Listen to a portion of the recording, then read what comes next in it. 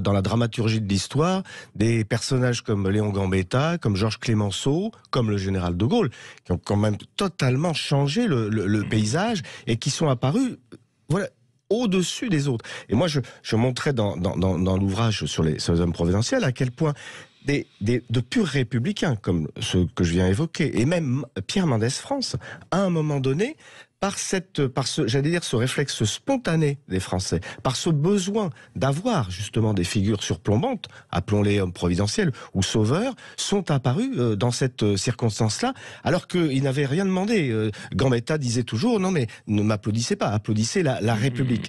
Mais la République avait besoin de cette incarnation, ce vide qui est un vide que le parlementarisme n'arrive pas à combler. Il a besoin de ces figures providentielles.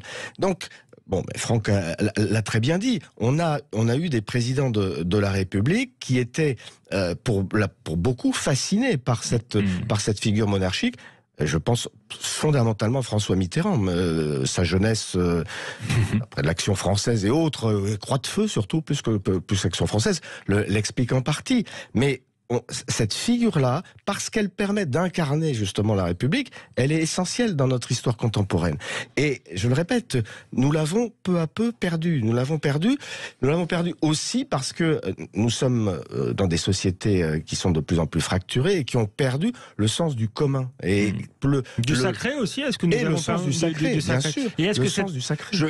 Ça, Franck Ferrand va peut-être y répondre, mais sur le sens du sacré, mais vous, en tant que spécialiste des institutions, est-ce que cette 5e République conçue par De Gaulle, finalement, elle n'a pas été dévoyée? On parle souvent qu'il faudrait passer à la 6e République, mais est-ce que nous n'y sommes pas de fait, en réalité, déjà? Alors c'est vrai, vous avez raison, parce que je me suis un peu éloigné de la question initiale sur la manière dont on a utilisé la fluidité, l'ambiguïté même de ces textes constitutionnels.